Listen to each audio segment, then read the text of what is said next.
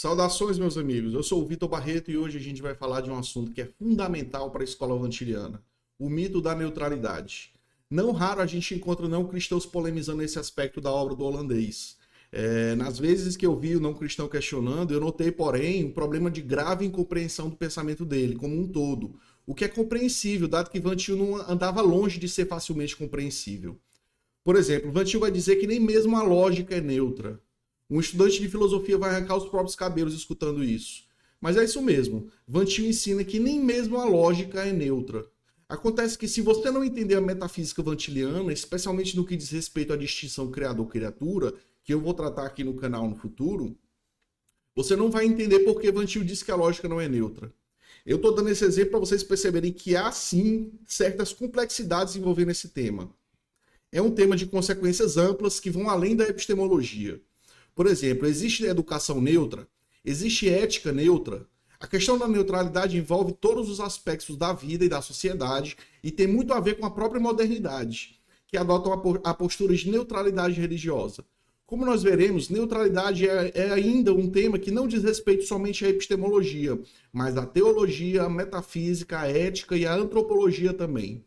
Mas afinal, o que eu quero dizer por neutralidade? Eu me refiro à tentativa ilusória de se obter conhecimento sem ideias pré-concebidas, ou seja, de se construir conhecimento a partir do nada. A neutralidade está muito relacionada à atitude de dúvida sobre toda e qualquer informação prévia, uma atitude de ceticismo ou de agnosticismo. Como veremos, porém, isso é impossível quando se trata do Deus cristão. Mas por que esse tema é importante? Por que Van Til lutou tanto contra a neutralidade? Para salvar os cristãos das armadilhas e da infidelidade da posição da neutralidade. Van Til desenvolveu várias áreas do pensamento, mas seu objetivo final era desenvolver uma apologética coerente com a Bíblia, ou, em outras palavras, com a teologia reformada, com a cosmovisão reformada. Para ele, os argumentos tradicionais que tentam provar a existência de Deus não são coerentes com a Escritura, porque eles partem de uma posição de neutralidade. Peguemos como exemplo o argumento cosmológico calão do William Lane Craig. Na apologética do Craig, você chega ao não cristão com um argumento que parte da neutralidade, de um certo agnosticismo. Você, apologeta, é um cristão, mas o seu argumento assume que você é um observador neutro. Você supostamente olha para o mundo e percebe que no mundo existe uma relação de causa e efeito entre os fatos. Algumas coisas são causas de alguns efeitos. Você percebe nesse contexto que tudo aquilo que começa a existir tem uma causa. Essa é a primeira premissa do argumento do Craig. Então você também parte do pressuposto de que o universo começou a existir, que é a segunda premissa do argumento. E porque o universo começou a existir, ele também deve ter uma causa. Essa causa seria Deus, essa é a conclusão. Agora perceba, no seu argumento, em nenhum momento você assume a Bíblia, Cristo ou a Trindade como relevante, nem nada que seja distintamente cristão. O argumento tem a ver somente com você e sua experiência. Em nenhum momento você apela para, entre aspas, fé.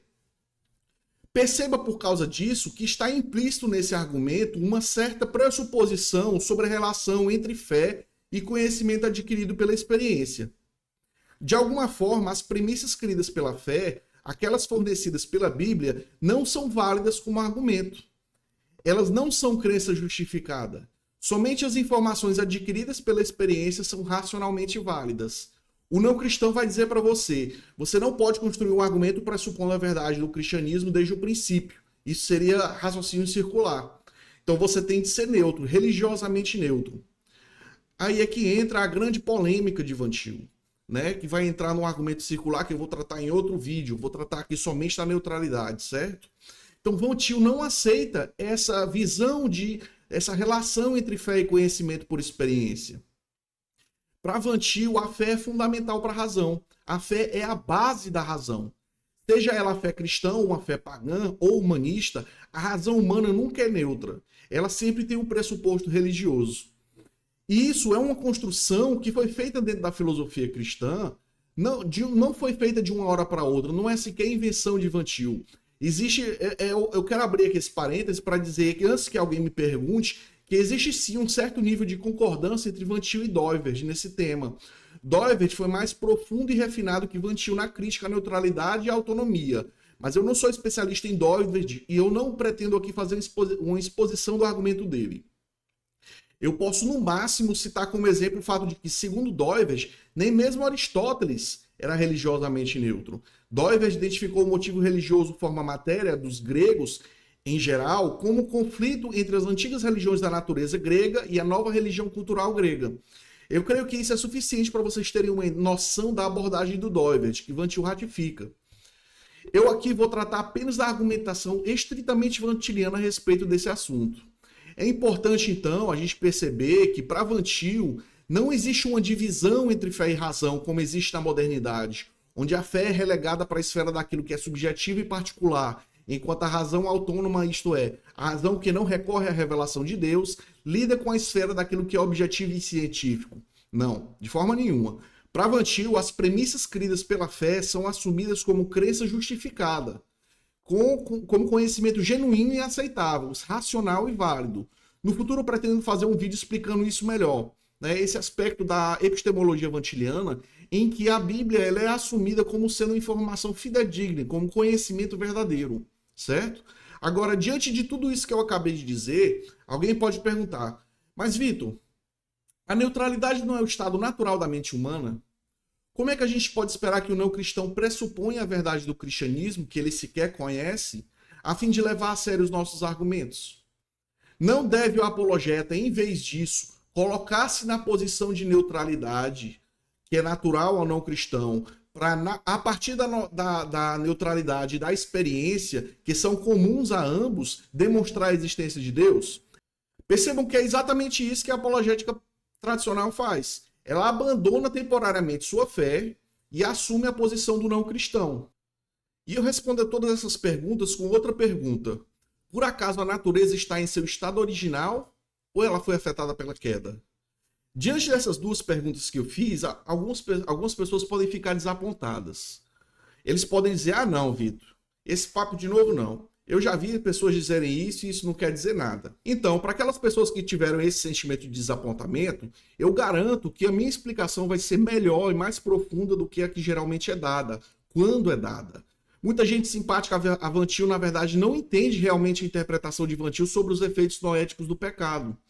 Inclusive, foi exatamente isso que me transformou definitivamente em vantiliano. Eu fui somente um simpatizante de Van Til por alguns anos, e no decorrer dos meus estudos, eu me deparei com uma pergunta crucial. Preste bastante atenção, por favor. A pergunta é a seguinte: Deus criou uma maneira adequada de interpretação da realidade? Ou seja, em outras palavras, Deus projetou a mente humana para funcionar de uma determinada forma? Existem muitas teorias do conhecimento na história da filosofia. Teoria do conhecimento é a mesma coisa que epistemologia, certo? Então, muitas epistemologias tentaram ser desenvolvidas. Todas elas levaram ao ceticismo na modernidade. Eu simplesmente me perguntei, naquele momento da minha jornada intelectual, como Deus projetou a mente humana para a obtenção de conhecimento. Ao contrário do que alguns intelectuais cristãos bem intencionados dizem, ou seja, que a Bíblia não fala de epistemologia, Van Til prova que há sim uma resposta bíblica para esse assunto. Então, obviamente, a resposta para as minhas perguntas estão na diferença entre a humanidade de antes e de depois da queda. O que quer que tenha acontecido com a mente humana aconteceu naquele intervalo entre Gênesis 1 e Gênesis 3. Precisamos, então, começar investigando a situação de Adão antes da queda. Adão obtinha conhecimento antes da queda? O que Adão conhecia? Como Adão conhecia os fatos? A gente deve compreender, em primeiro lugar, e aceitar que Adão estava em posse, sim, de verdadeiro conhecimento. Se Adão fosse completamente ignorante, ele teria uma desculpa diante de Deus para ter pecado. Ele poderia dizer, eu não sabia. Né? Então Adão era responsável diante de Deus porque ele tinha conhecimento suficiente para não pecar. A Escritura diz que no sexto dia Deus criou o homem. Ela também diz que o homem foi feito à imagem e semelhança do seu Criador. Agora, o fato de sermos imagem de Deus quer dizer que a nossa própria constituição como seres racionais e morais é reveladora de Deus. Isso mesmo, existe revelação de Deus em nós mesmos. Essa revelação faz parte da revelação natural. É isso que Van Til ensina. O homem foi criado análogo a Deus. Seu pensamento, sua vontade e suas ações são, portanto, concebidos apropriadamente como análogos ao pensamento, vontade e agir de Deus. Além disso, João Calvino ensinou que o fato de sermos imagem de Deus significa que nós nascemos com o conhecimento congênito de Deus. Eu quero aproveitar e abrir outro parêntese aqui. A tradução da Confissão de Fé de Westminster, que nós usamos aqui no Brasil, tem um erro precisamente nesse ponto.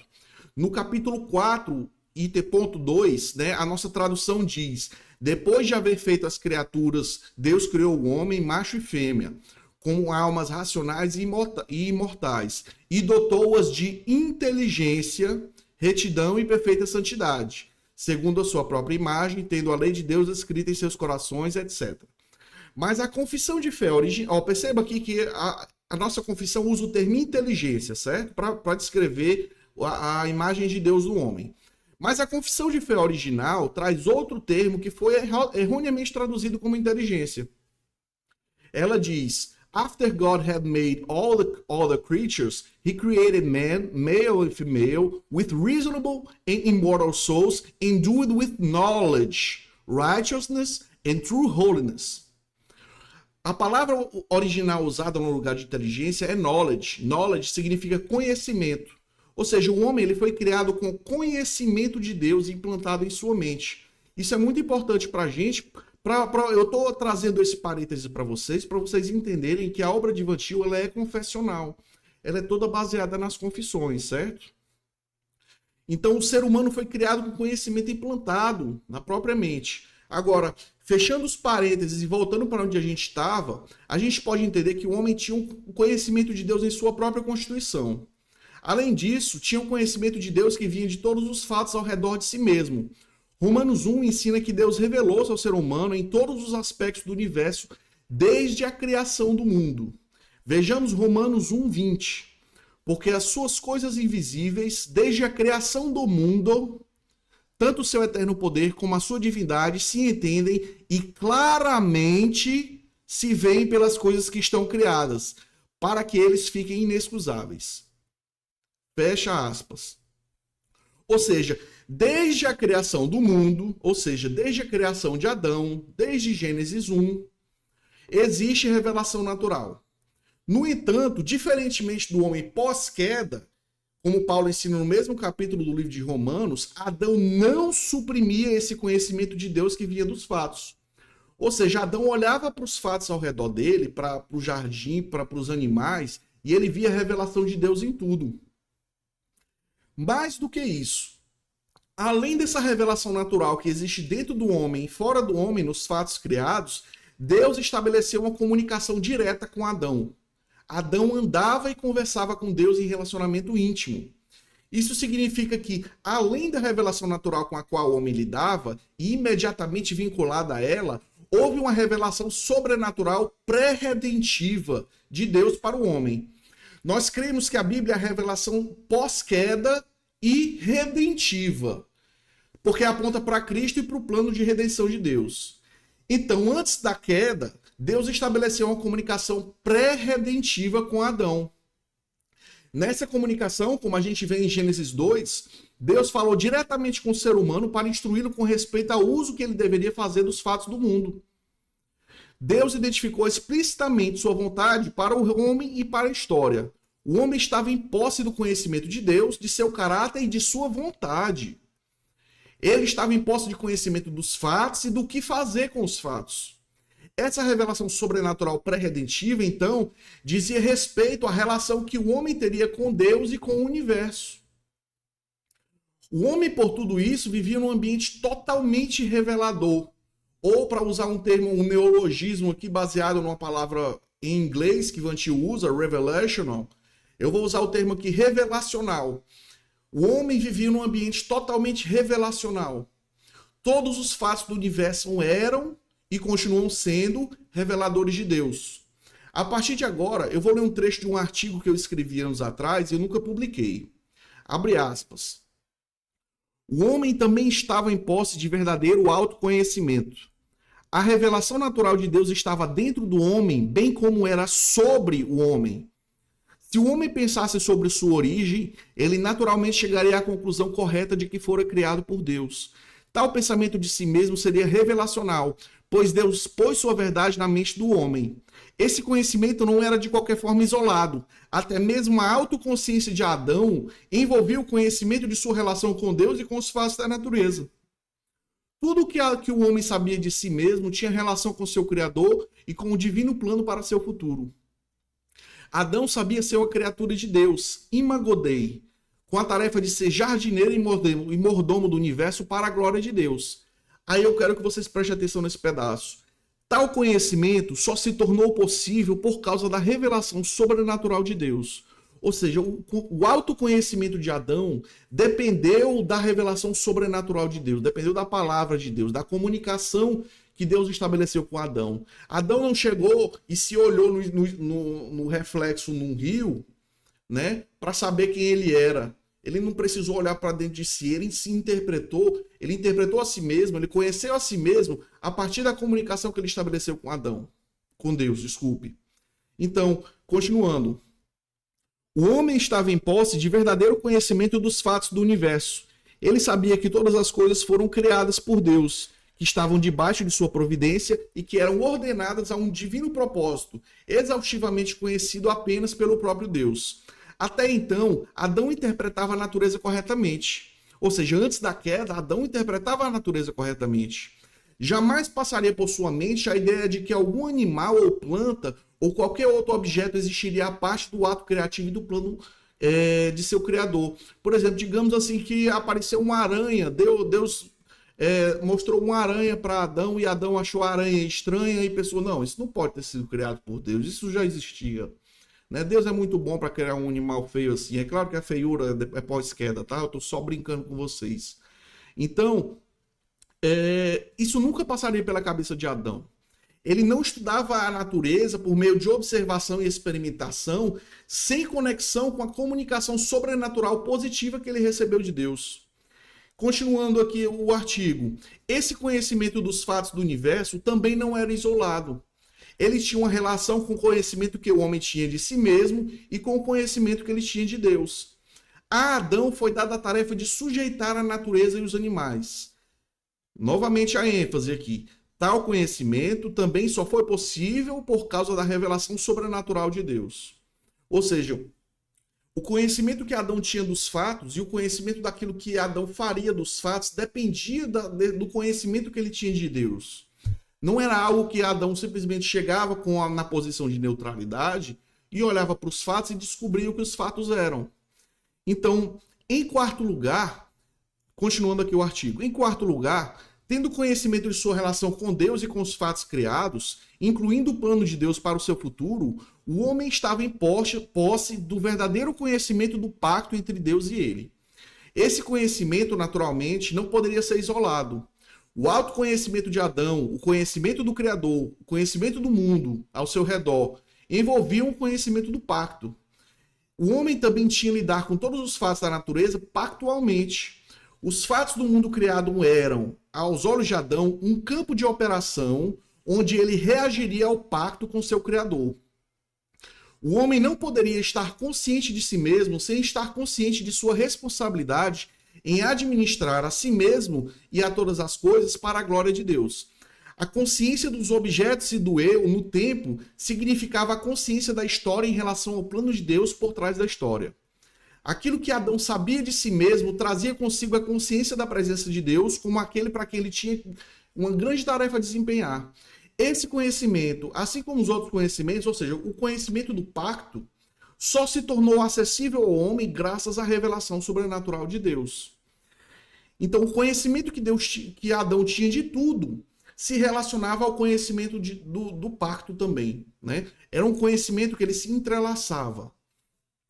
Em quinto lugar, porque o homem deveria lidar pactualmente com todos os fatos da história, deve-se reconhecer que o senso de obediência e desobediência estavam imediatamente envolvidos na consciência que ele tinha de si mesmo. Ou seja, Adão tinha uma consciência ética do certo e do errado. Né? Isso também só se tornou possível graças à revelação sobrenatural de Deus para Adão, que garantia a esse a consciência da relação pactual entre ambos. Adão sabia que, como criatura de Deus, era natural e apropriado que ele mantivesse o pacto que Deus fez com ele. Por causa dessa relação pactual, aliada à lei escrita em seu coração, a lei escrita no coração de todos os homens, faz parte da imagem de Deus, é confessional, como está lá em Romanos 2,15, né? Adão estava em posse de verdadeira consciência do bem e do mal. Obedecer a Deus era o bem e desobedecer a Deus era o mal. Então, devemos notar quão fundamental foi o papel da revelação sobrenatural de Deus para o conhecimento humano antes da queda. Ou seja, aquela comunicação que Deus teve com o homem antes da queda era fundamental para Adão. O ser humano precisa da palavra de Deus para interpretar os fatos, inclusive os fatos do mundo natural. É aqui que entra um grande insight de Van Til, que pouca gente fala e que pouca gente entende. Adão precisava da palavra de Deus antes da queda, antes do pecado original. Isso é genial. Isso é genial. O ser humano precisa da palavra de Deus para interpretar os fatos, inclusive os fatos do mundo natural. Antes da queda, a palavra de Deus era para Adão a verdade por definição. Não existia um princípio abstrato de verdade acima de Deus para o qual ele pudesse olhar e, em razão desse princípio, moldar o universo. Deus criou e conhece exaustivamente todos os fatos. É o conhecimento exaustivo que Deus tem dos fatos que torna os fatos o que eles são. A razão humana, antes da queda, reconhecia que sua função era de interpretar a revelação de Deus, porque Adão via revelação em tudo. Ele via revelação em si mesmo, ele via revelação nos fatos ao seu redor, no jardim, na natureza, ele via revelação de Deus direta, sobrenatural. Então, Adão não apenas agia em obediência, mas ele também pensava em obediência. Seu conhecimento, que era limitado, porém verdadeiro, era uma cópia finita do conhecimento que Deus lhe deu por meio das revelações natural e sobrenatural. Até aquele momento, o homem interpretava tudo corretamente. A razão humana, né, fechando aqui ó, essa citação que eu estou fazendo do artigo que eu escrevi. A razão humana funcionava como Deus criou ela para funcionar, certo? Ou seja, funcionava aceitando a revelação de Deus, partindo da revelação de Deus para o conhecimento das coisas criadas, certo? Para o próprio autoconhecimento, para o conhecimento de tudo. Porque o conhecimento de Deus, que é o que é revelado, o que é a revelação? O que é a comunicação de Deus? O que é a palavra de Deus? É a revelação dos pensamentos de Deus. E o que são os pensamentos de Deus? Os pensamentos de Deus precedem os fatos. Nós somos calvinistas, nós cremos que Deus ele interpreta toda a realidade antes mesmo de criá-la. Então, quando Deus cria a realidade, os fatos do universo, os fatos da natureza e o próprio homem, tanto os fatos da natureza quanto o próprio homem já estão interpretados por Deus, de forma exaustiva. Então, tudo que o homem conhece, que o homem conhecia antes da queda, era uma cópia finita daquilo que Deus conhece. Entende? Então, o homem é um reintérprete. Deus é o intérprete original e o homem é o reintérprete. Então, respondendo à pergunta que eu me fiz anos atrás, que eu citei para vocês agora há pouco, eu posso dizer: Deus não criou o homem para ser agnóstico ou neutro. Deus criou o homem para conhecê-lo e para interpretar a realidade a partir de sua própria palavra desde o princípio. E nós podemos provar que esse é o caso analisando agora Gênesis 3, a queda. Né? Então veio a serpente diante da mulher. Satanás sugeriu a Eva, e por extensão a Adão, que Deus não era o que sua revelação fazia parecer que ele era. A serpente levantou a hipótese de Deus estar mentindo. Preste atenção, a gente começa com a situação de Adão, em que Adão crê em tudo que Deus diz para poder conhecer os fatos ao seu redor. A serpente chega com uma outra pressuposição. Não, Deus está mentindo.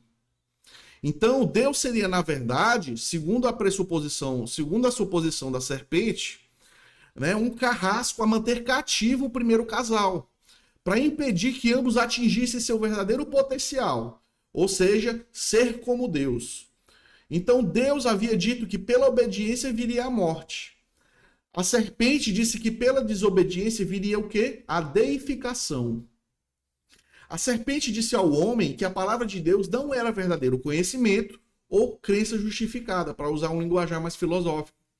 O conhecimento verdadeiro só viria por outro meio, e o homem dispunha das ferramentas necessárias para obtê-lo. Se ele comesse do fruto proibido, ele teria verdadeiro conhecimento e se tornaria, entre aspas, como Deus. O homem deveria, pois, libertar-se de Deus a fim de atingir seu verdadeiro destino. Adão e Eva seriam personalidades livres, autônomas, não predestinadas, né? Que deveriam buscar a independência de Deus. Com efeito, né? A serpente ensinou ao homem um conceito antiteísta de liberdade. Quando a gente vê o conceito de liberdade moderno, ela não é nada além do conceito de liberdade do pecado original. Nada. Nada, nada, nada. Todo o sentimento antirreligioso da cultura ocidental moderna é apenas um reflexo do pecado original. Agora, fechando aqui mais esse parêntese que eu abri, né? Então, quando a serpente tentou Eva, não existia qualquer registro do que aconteceria se alguém comesse da árvore do conhecimento do bem e do mal. Nunca alguém desobedeceu a Deus para saber se Deus falava a verdade sobre o resultado da desobediência. Em vez de agarrarem-se à convicção de que a serpente era verdadeira mentirosa, no entanto, Adão e Eva decidiram pela indecisão. Ou seja, eu não estou nem dizendo que Adão e Eva especialmente, ela aceitou a premissa da serpente como verdadeira. Não. Ele não se submeteu, o homem não se submeteu integralmente à hipótese da serpente. Ele decidiu tomar a hipótese de Deus e a hipótese de Satanás e compará-las, né? Para então seguir aquele que ele julgasse ser verdadeiro. Ao ser seduzido pela tentação, portanto, Adão escolheu o quê? A neutralidade. Adão escolheu a neutralidade. A neutralidade nasceu no momento em que Eva e Adão decidiram não levar a palavra de Deus como verdade absoluta, né? Então, só apenas como hipótese.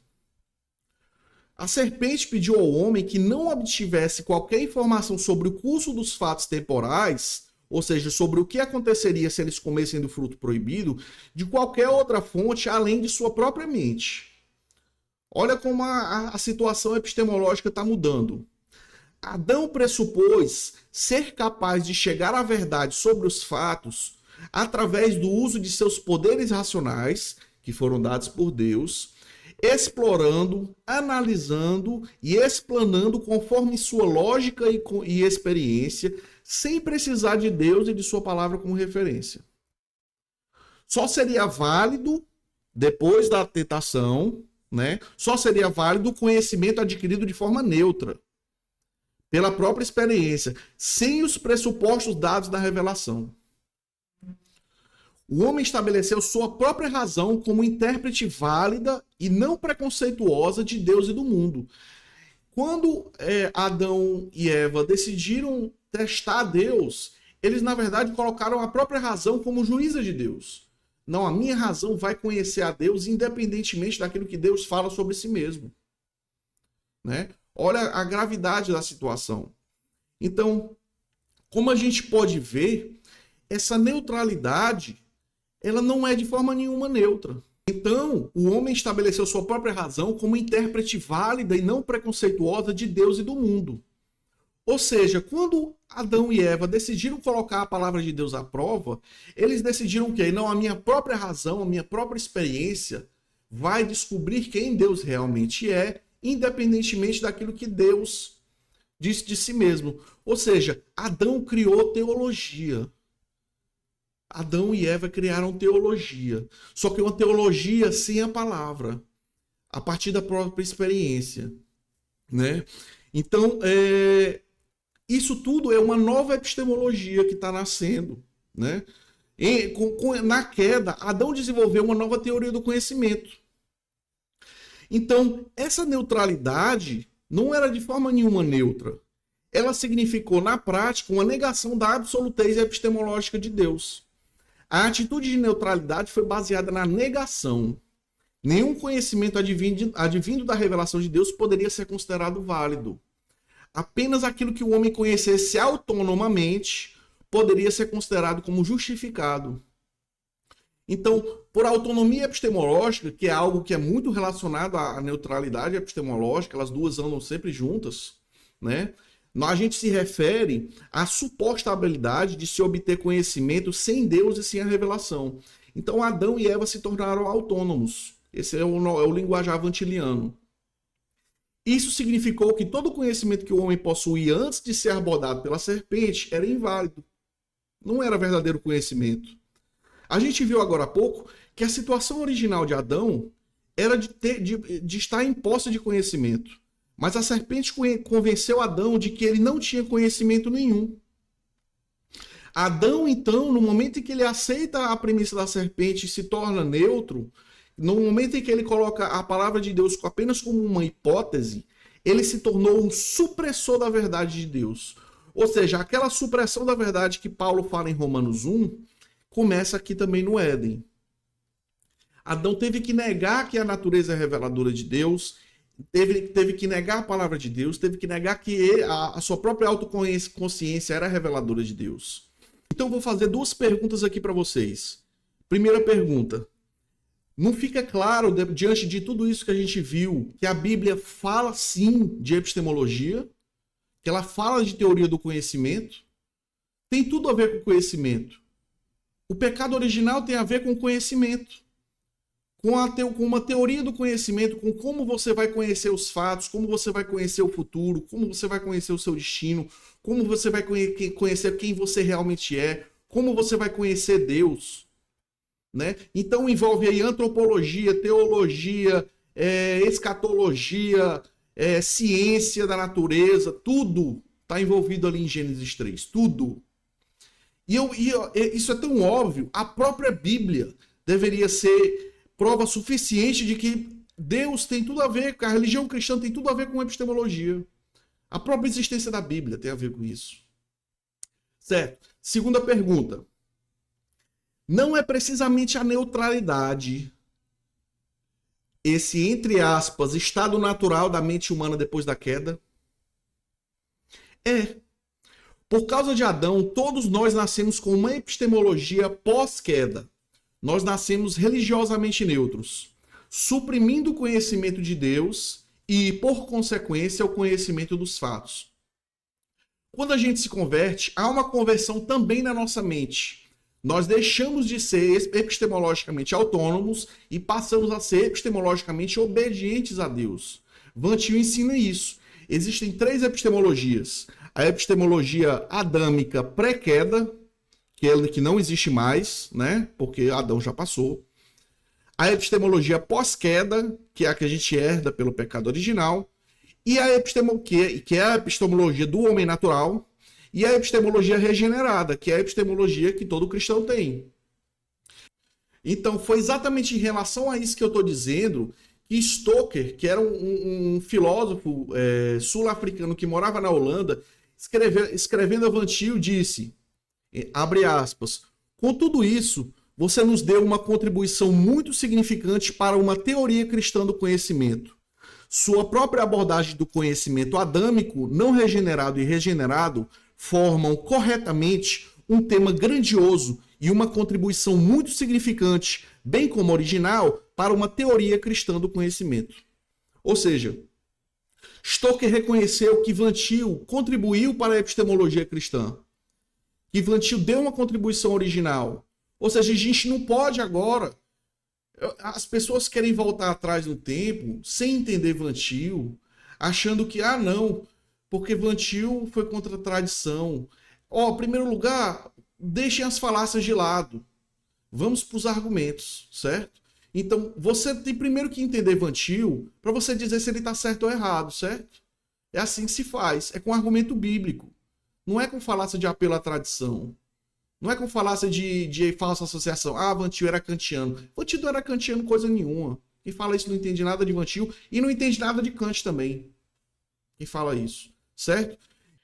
Inclusive, é exatamente nessa questão da epistemologia cristã e da epistemologia não regenerada do homem natural que Van Til e Tomás de Aquino entram em choque direto. O que é a razão natural do tomismo? Para Van Til, a razão natural do tomismo é a razão do homem natural, do homem não regenerado. O cristão genuíno, ele não usa na razão natural nenhuma. O cristão tem uma epistemologia regenerada. Deus é o sol pelo qual ele vê todas as coisas, né? Eu não vou me aprofundar nesse ponto aqui. A gente vai ter a oportunidade de falar com tomistas. Eu vou trazer tomistas aqui no canal para a gente conversar. Eu tenho amigos tomistas, certo? Então, vai ter a oportunidade adequada para isso. Eu só estou fazendo esse parêntese aqui para a gente poder aproveitar o gancho. Fechando o parêntese e voltando aqui. A epistemologia regenerada do cristão convertido é um retorno, em princípio, à epistemologia adâmica pré-queda. O ser humano ele continua sentindo os efeitos do pecado em sua mente, mas agora ele busca interpretar a realidade segundo os pensamentos de Deus, a partir da palavra de Deus. Cristãos e não cristãos, isso é o que eu quero que fique claro para todos, têm epistemologias diferentes. Eles buscam conhecimento por meios diferentes. E a Bíblia reconhece essa distinção e ela não é silenciosa sobre a mente do não cristão. Vejamos aqui o que o apóstolo Paulo nos diz em Colossenses 2:8. Essa passagem tem a ver com a assim chamada heresia de Colosso, mas suas implicações são amplas. Paulo escreveu: "Tende cuidado para que ninguém nos faça presa sua, por meio de filosofias e vãs sutilezas." Agora o destaque: segundo a tradição dos homens, segundo os movimentos do mundo, e não segundo Cristo. Essa passagem determina claramente um contraste entre dois tipos de filosofia. Uma filosofia que é de acordo com Cristo e outra que é de acordo com a tradição dos homens. Quando a gente compara essa passagem a outras passagens na Escritura que contrastam a, entre aspas, sabedoria do mundo e a, entre aspas, também, tolice de Deus, ou também entre o sábio e o tolo, a gente vê que a Escritura ensina a existência de dois sistemas antitéticos. Essas duas filosofias estão diametralmente opostas uma à outra. Uma delas começa com Cristo e a palavra de Deus, enquanto a outra começa com os rudimentos do mundo. Uma é sábia e a outra termina em tolice. Isso significa que no nível mais fundamental existem duas visões opostas sobre a natureza da realidade, sobre o conhecimento humano, sobre o comportamento humano, sobre a natureza humana e sobre a existência de Deus. Nós temos a cosmovisão cristã, que começa com Deus, com a revelação e que é sábia, segundo a Bíblia. E temos a cosmovisão não cristã, que rejeita a revelação na Escritura e que é tola. Isso é o que a Bíblia diz. Elas se opõem uma à outra em todos os pontos. Elas são antitéticas. O conceito de antítese também é fundamental para se entender Evantil adequadamente. Esse conceito foi herdado de Abraham Kuyper, diga-se de passagem, né? Então, logicamente falando, a cosmovisão cristã e a cosmovisão não cristã são contraditórias. Elas sempre têm valores de verdade opostos. Elas não podem ser ambas verdadeiras, porque uma é a negação da outra. As desavenças entre a visão cristã de mundo e a visão não cristã não aparecem somente do nível superficial sobre fatos isolados, mas em pontos fundamentais de oposição entre os dois sistemas de pensamento. A oposição se mostra, inclusive, no que a gente diz ser um fato, no que a gente diz ser a natureza da realidade, no que é possível e que é impossível, no que é ético e que não é. Por exemplo, para um cristão, a graça de Deus é um fato. Mas para o naturalista, a graça de Deus não é um fato, porque o naturalista não acredita no sobrenatural. Um exemplo bem extremo que eu estou dando para ilustrar essa oposição sobre a própria noção de fato. Então, cristãos e não cristãos discordam sobre o que seja fato. Para um cristão, a realidade é feita de coisas abstratas e materiais. Para o materialista, a realidade é composta somente de matérias. Para o não cristão, porque ele não acredita na revelação, é possível encontrar os ossos de Jesus em algum momento. Eu estou falando de possibilidade e impossibilidade, né? Que são categorias da lógica. Para um cristão, isso é impossível, pois contradiz a revelação infalível de Deus. No sistema cristão, Deus é quem determina possibilidade e impossibilidade. Então a gente vai ter vídeos sobre isso aqui no futuro também no canal, tá? Agora, como a gente viu no vídeo sobre cosmovisão, a cosmovisão cristã é simplesmente a visão de mundo revelada na Escritura. O cristão tem um compromisso com a Bíblia em sua visão de Deus, do homem, da criação, do pecado, da encarnação de Cristo, etc. A cosmovisão não cristã é a negação de alguns ou de todas as proposições usadas para descrever as doutrinas cristãs. É por isso também que Van Til engloba todas as cosmovisões não cristãs dentro de um conjunto básico de uma única cosmovisão não cristã. Existe, por exemplo, o materialismo, o behaviorismo, existencialismo, hinduísmo, muitos outros ismos no mundo. Mas todos eles são apenas expressões variadas de uma cosmovisão primitiva e genérica. Em outras palavras, elas compartilham temas em comum que as unem. As desavenças entre as várias cosmovisões não cristãs, no nível mais profundo, são apenas superficiais e cosméticas. Todas elas rejeitam a cosmovisão cristã. Então, essa explicação deixa claro, então, que a concepção de duas cosmovisões antitéticas é uma característica extraída da própria cosmovisão cristã. A cosmovisão não cristã é aquela que rejeita a cosmovisão cristã. É contra ela que Paulo alerta e é ela que a Escritura chama de tola. Né? Agora, existe um problema de que mesmo dentro do cristianismo existem muitas cosmovisões que divergem entre si em alguns aspectos e doutrinas. Isso não pode ser desconsiderado e, de fato, não é desconsiderado por Van Til. Van Til defende a cosmovisão cristã como sinônimo de cosmovisão reformada, certo? Que é o nome desse canal, que é estritamente calvinista. Para ele, a cosmovisão reformada é a expressão mais sólida e fiel das Escrituras. Agora, vocês podem perguntar qual é o princípio fundamental que une todas as variações de não-cristianismo? A resposta é simples e importante. É o princípio da autonomia. Um dos aspectos mais básicos da cosmovisão cristã é que Deus se revela na natureza, na Escritura e na encarnação de Cristo. A autonomia é basicamente a ideia de que o homem não precisa depender da revelação de Deus. O conhecimento do homem, sua vida, sua experiência são possíveis tanto sem a existência de Deus, quanto sem a revelação de Deus e sem a providência. Sem a revelação, Deus e o homem não têm um relacionamento significativo entre si. O homem é autônomo, a existência de Deus não tem relevância para o homem. Um exemplo disso é o deísmo. Os deístas acreditam na existência de uma divindade, mas a divindade do teísmo é irrelevante para a vida do deísta. Essa divindade não se revelou ao homem. O homem é, no fim das contas, autônomo para interpretar a realidade e para viver a vida. Esse exemplo mostra como mesmo outras religiões que afirmam algum conceito de Deus podem ser corretamente classificadas como autônomas. O conceito de autonomia é definido também com respeito à cosmovisão cristã. É o Deus cristão, o Deus da revelação cristã, que a autonomia rejeita. Agora, existem os não cristãos radicais e os menos radicais.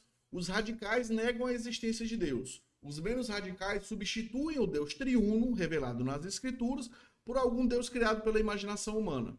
Então você tem, por exemplo, Aristóteles, Platão, Kant e muitos outros filósofos da história falaram de Deus. Inclusive, Van Til defendia que teologia e filosofia, no nível mais profundo, falam dos mesmos assuntos. Mas nenhum desses filósofos que eu citei baseava a própria visão de mundo na revelação de Deus. Ou seja, nenhum deles baseava sua visão de mundo no conhecimento que o próprio Deus tem da realidade. Todos eles partiam do princípio natural do homem, o princípio da queda, né? O princípio de que foi criado em Gênesis 3. Todos eles necessariamente têm visões de mundo diferentes da visão cristã. Esse é um bom tema para discussão, mas que requer muita conversa. De até onde os não cristãos acertam. Mas a gente não vai falar disso nesse vídeo, para a gente não desviar o foco. A gente vai fazer um vídeo só sobre isso, porque é uma polêmica que envolve a escola vantiliana e que a gente não pode deixar sem ser abordada, certo? O importante agora é a gente entender que existe uma antítese entre a cosmovisão cristã e a cosmovisão não cristã.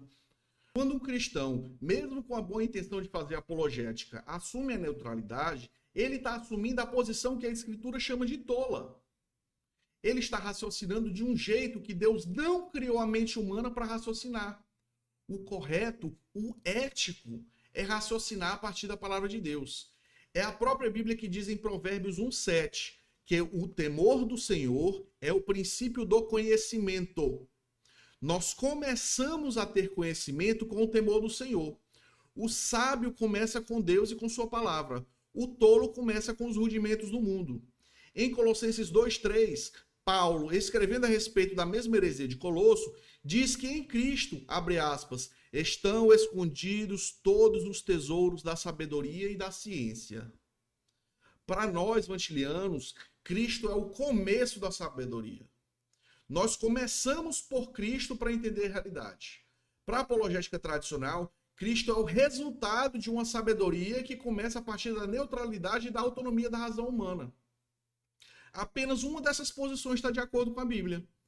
Como a gente viu em nossa análise do pecado original, a neutralidade não é neutra. Ela parte de uma negação.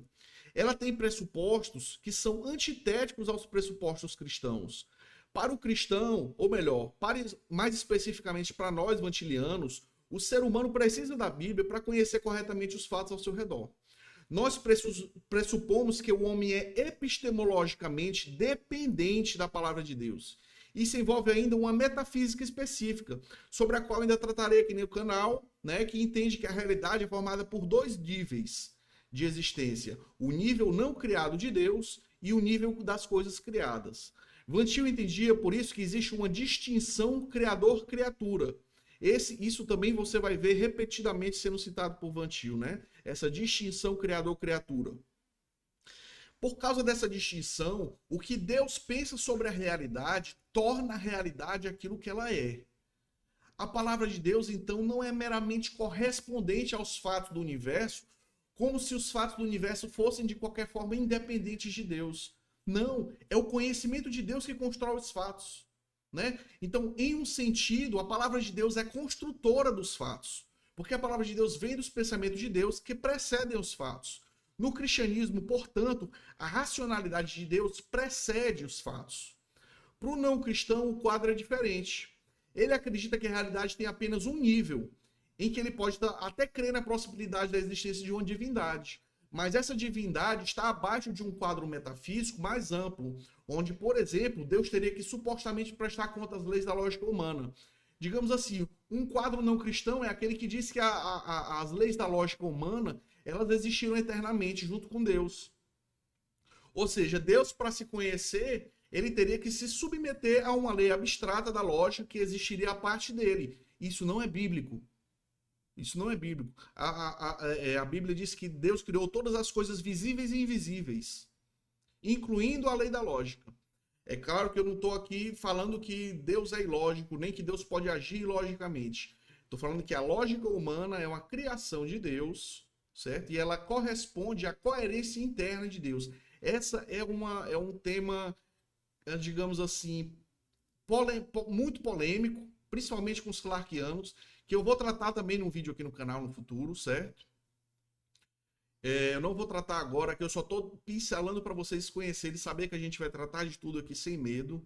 Então, Deus e o homem, na cosmovisão não cristã, estariam abaixo das mesmas condições metafísicas. Nesse caso, os pensamentos de Deus não são construtores de todos os fatos. Deus é um intérprete dos fatos igual ao ser humano. Por isso, diferentemente do cristão, o não cristão crê que a mente humana é capaz de conhecer os fatos sem recorrer ao conhecimento de Deus. No sistema não cristão, os fatos precedem a racionalidade. Eu quero que vocês percebam que a neutralidade não é neutra. Nós podemos falar, então, de uma metafísica da neutralidade, que é diferente da metafísica ensinada na Escritura. E essas duas posições são contraditórias. Ou o ser humano precisa da palavra de Deus, ou ele não precisa. E toda a filosofia não cristã pressupõe que o homem não precisa da palavra de Deus para conhecer os fatos. E como a gente viu, essa é a pressuposição da serpente. Esse é o estado da mente do homem não regenerado. Esse é o estado natural de todo ser humano por causa da queda. A Bíblia, que em nenhum lugar reconhece a neutralidade, alerta os cristãos a não andarem como os não cristãos andam. Em Efésios 4,17, ela diz: não andeis como andam também os outros gentios. Destaque: na vaidade de sua mente. Fecha aspas. A neutralidade é vã. Ela é fútil. Ela não tem temor do Senhor, nem começa pela palavra de Deus. No verso 18 dessa mesma passagem, a Bíblia descreve a situação do não cristão. Os não cristãos estão entenebrecidos no entendimento, separados da vida de Deus pela ignorância que há neles, pela dureza do seu coração. Nos versos 20, 21 e 22, nós temos: mas vós não aprendestes assim a Cristo, se é que o tendes ouvidos e nele fostes ensinados, como está a verdade em Jesus, que quanto ao trato passado, vos despojeis do velho homem, que se corrompe pelas concupiscências de quê? Do engano. e vos renoveis no espírito da vossa mente.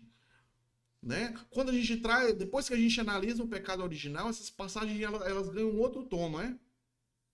Então, ou seja, em vez de permitir que o cristão adote uma disposição da mente do não cristão, Paulo ensina que não foi assim que os cristãos aprenderam a Cristo. A fé vem pelo ouvir, e ouvir a palavra de Deus. Você não chega até Cristo a partir de um processo que começa com a neutralidade. O apóstolo convoca os cristãos a se despojarem do velho homem. E o velho homem é aquele que anda na vaidade de sua mente, pensando a partir dos rudimentos do mundo. Ele tem a mente entenebrecida, enquanto nós devemos renovar nossa mente. Devemos ter Cristo como princípio e fundamento. Ou nós temos a mente de Cristo, ou nós temos uma mente fútil. Agora, essa posição não é inofensiva, a neutralidade não é inofensiva. A Bíblia ensina que a posição do não cristão é de inimizade contra Deus. A linguagem que Paulo usa é uma linguagem que transmite uma imagem de conflito, não de indiferença. A mente cristã deve ser cativa de Deus, enquanto a mente não cristã é hostil a Deus. Em 2 Coríntios 10:5, o apóstolo escreveu: destruindo conselhos e toda a altivez que se levanta contra o conhecimento de Deus e levando cativo todo o entendimento à obediência de Cristo. Em Romanos 1, nós vemos Paulo denunciar a supressão do conhecimento de Deus ao qual todo ser humano está exposto. Falando da revelação natural. Essa supressão, Paulo diz, é iníqua, né? O homem natural, antes de não crer em Deus por falta de evidências, suprime as evidências que Deus tornou disponíveis. A posição da neutralidade é aquela da supressão. A posição da neutralidade nega o Deus da Bíblia, porque Paulo diz em Romanos 1 que todos os fatos do universo testemunham da existência e do caráter de Deus. A neutralidade trata a questão da existência de Deus como se ela estivesse aberta. Ou seja, você ser neutro é você dizer que o Deus da Bíblia não se revelou na natureza. Ah, não, ninguém sabe, ninguém tem evidências ainda sobre a existência de Deus. Essa é a pressuposição da neutralidade. E a Bíblia diz o quê? Que quem está nessa posição está suprimindo o conhecimento que Deus trouxe para os fatos. Trouxe através dos fatos, né? Então, eu sei que isso que eu estou dizendo agora vai ser de muito difícil entendimento para os tomistas que estão assistindo ao vídeo. Porque os tomistas constroem seu sistema a partir de uma outra visão a respeito desses mesmos versos, certo? Então, para que os tomistas entendam, eles devem saber que Van Til não considera os argumentos da apologética clássica, como as 5 vias de Aquino ou os argumentos do William Lane Craig, como tendo qualquer coisa a ver com a revelação natural de Deus a que Paulo se refere em Romanos 1. Em outras palavras, Van Til e Aquino interpretam na prática Romanos 1 de forma diferente. Então, para Van Til, as provas tradicionais para a existência de Deus funcionam como se a revelação de Deus estivesse apenas no fim de um complexo raciocínio lógico. Para Van Til, essa não é a revelação de Deus. A revelação de Deus, nesse sentido, para Van Til, não é mediada por nenhum raciocínio. Ela é dada gratuitamente e, muito importante, claramente por Deus. Se o conhecimento natural de Deus se dá apenas no fim do argumento do motor imóvel de Tomás de Aquino, a gente deveria reconhecer que essa revelação não é clara, porque o argumento é realmente difícil. Então, assim, como os ignorantes poderiam ser responsabilizados diante de Deus se eles só conheceriam a Deus depois de ler os 12 livros da metafísica de Aristóteles? Certo? Não tem como. O Paulo diz, ao contrário, diz explicitamente que Deus se revela claramente, de forma que ninguém tenha desculpas, certo? Então, mesmo os broncos, os não instruídos, eles não têm desculpa para suprimirem o conhecimento natural de Deus, certo? Então, escrevendo a Timóteo em sua primeira carta, no capítulo 6, versículo 20, Paulo diz ainda: guarda o depósito que te foi confiado, tendo horror aos clamores vãos e profanos e às oposições da falsamente chamada ciência. Interessante escolha de palavras, vocês não acham? Então, Paulo está se referindo à falsa ciência dos não cristãos. Ele não está falando de ciência moderna, deixo isso bem claro aqui, certo? Eu acredito que ele está falando de filosofia antiga mesmo, que era a ciência daquela época. Mas eu nem vou bater o martelo sobre essa questão, eu vou deixar isso aqui para os exegetas e para os teólogos de verdade. Eu sou só um nerd que gosta de estudar, certo? Então, assim, em Romanos 8,7, Paulo diz que a inclinação da carne é inimizade contra Deus. A carne somos nós, seres humanos. O ser humano inteiro está em rebelião. A neutralidade em si mesma faz parte da rebelião que o ser humano a que o ser humano inteiro se dispõe. Em Mateus 12,30, Jesus diz que quem não é comigo é contra mim. Essa é uma linguagem forte, que não reconhece a existência de neutralidade. O cristão não pode ser neutro. A razão humana não é um campo especial dentro do universo onde o conflito entre homens e Deus não existe. Entende? Não existe esse ponto neutro de refúgio onde o homem pode escapar desse conflito. É isso que Cristo está dizendo aqui também. Então, claramente, portanto, o cristão não pode ser neutro. A neutralidade é uma disposição da mente do homem natural que é condenada por Deus e que rejeita o Deus verdadeiro e suprime a revelação.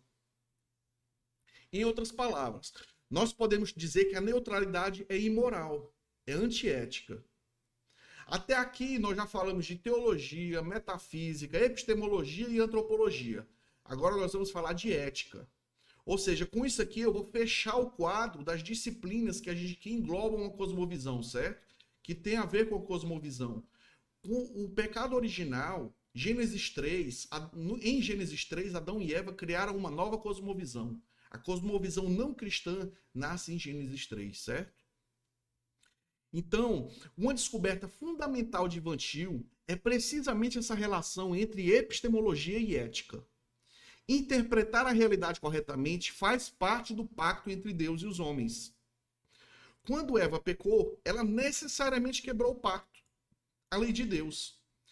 Eva disse a si mesma: eu tenho o direito de duvidar de Deus. Isso não é ética? Então, assim, Eva disse: eu tenho o direito de não me basear na palavra de Deus para conhecer o resultado da ingestão do fruto proibido. Eu tenho o direito de ter meu próprio método para alcançar conhecimento. Percebem? Eva inventou uma nova ética. De onde ela tirou esse padrão? Ela simplesmente supôs que as leis morais não estão baseadas em Deus. Ela negou o status ontológico exclusivo de Deus e o status ontológico da palavra de Deus, que está ontologicamente acima dos pensamentos humanos. Se você não acompanha, se você quer entender um pouquinho melhor isso, você assista o nosso vídeo aqui sobre Sola Escritura, tá aqui no canal, certo? Onde eu falo um pouquinho sobre esse status ontológico da palavra de Deus. Então, Eva negou que os fatos são pré-determinados e pré-interpretados por Deus. Se ela considerou a possibilidade de Deus estar mentindo, ela considerou que existia uma possibilidade de ela não morrer se ela comesse do fruto proibido. Isso significava ela dizer o quê? Não, Deus não controla os fatos. Deus não controla a história. O que a palavra de Deus diz não é verdade absoluta. Tudo isso aqui são pressuposições que Eva fez. Tudo isso aqui está implícito no pecado original e está implícito na neutralidade a qual todo ser humano está disposto desde o nascimento, certo? Então, tudo isso em um único ato de desobediência. O pacto entre Deus e os homens diz respeito a tudo que o homem deve fazer com os fatos. E isso inclui seu conhecimento desses fatos. Agora, foi precisamente isso que o R.C. Sproul não entendeu durante a sessão de perguntas no fim da primeira parte de seu debate com Greg Benson. Um dos ouvintes perguntou para ele qual seria a base de Eva se Eva tivesse respondido para a serpente que não comeria do fruto proibido, porque se ela comesse ela engordaria. Por exemplo, imagine a situação. A serpente chegou para Eva, né, ofereceu o fruto para Eva e Eva disse: não vou comer não porque eu vou engordar, eu não quero engordar. Essa resposta de Eva teria uma resposta santa ou pecaminosa? Ela seria ética ou antiética essa resposta? Foi uma pergunta astuta. O Sproul olhou para o Benson e disse: eu não sei se eu estou entendendo essa pergunta. E o Benson respondeu que havia entendido. E explicou que a pergunta dizia respeito à relação entre epistemologia e ética. Então, o cristão ele não pode assumir a neutralidade quando ele está fazendo apologética, quando ele está no trabalho. Por exemplo, o debate que é, assim, sinceramente, é triste. Você vê o Richard Moller contra o John Frame, onde o Richard Moller, que é o famoso tomista, Ele vai dizer que não precisa da revelação da Bíblia para fazer historiografia. É terrível um homem dizer isso, um cristão dizer isso. Isso é a partir da neutralidade para você. Quer dizer, ele é cristão na igreja e não é cristão quando ele está no escritório fazendo história. Não é assim que o cristão pode ser. Não é essa divisão que Francis Schaeffer criticou muito. Você vê muito isso na obra do Schaeffer. Eu vou falar aqui um dia sobre os erros do Schaeffer, certo? Sobre aquela famosa passagem que ele disse que Tomás de Aquino não defendeu um efeito noético do pecado. Eu vou falar sobre isso aqui em vídeo também, vou explicar direitinho. Na verdade, Francis Schaeffer ele realmente errou, mas ele poderia ter se expressado melhor para explicar o que ele queria dizer. Então, é uma questão muito complexa, porque o povo cristão, quando ele se converte, ele tem uma epistemologia própria. Se ele não for epistemologicamente autoconsciente, ele vai adotar uma epistemologia não cristã e ele vai quebrar o pacto.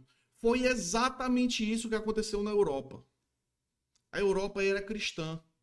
E ela se desviou por causa de revoluções da filosofia. Revoluções epistemológicas. Eu pretendo falar mais disso aqui no canal para a gente entender um pouquinho melhor, certo? Do ponto de vista de Vantilianos. O próprio Vantil nunca escreveu uma história do pensamento ocidental, nesse sentido de explicar que pensamento levou a qual conclusão, etc. e tal. Mas alguns vantilianos se deram ao trabalho de desenvolver isso. Eu vou trazer tudo isso aqui para vocês. Então, a neutralidade, para a gente concluir, é uma quebra do pacto com Deus. Uma nação cristã deve interpretar a realidade a partir da palavra de Deus. O cristão ter uma epistemologia diferente da do não cristão. E se vocês gostaram do vídeo de hoje, não deixe de indicar para os seus amigos, para o seu pastor, certo? Para o seu amigo tomista. É assim, eu quero ter uma boa relação com os tomistas aqui no canal, vocês são muito bem-vindos, certo? Deixem suas dúvidas, suas críticas aqui embaixo, que eu vou procurar responder sempre com educação, tá? Deixem suas dúvidas aqui embaixo para a gente continuar conversando. Eu vou responder as dúvidas de vocês. Se eu não responder nos próprios comentários, eu vou fazer vídeos. Se for uma boa dúvida, uma boa pergunta, eu faço vídeos respondendo. E eu espero que todos vocês tenham uma boa semana, uma abençoada semana. E até a próxima, amigos.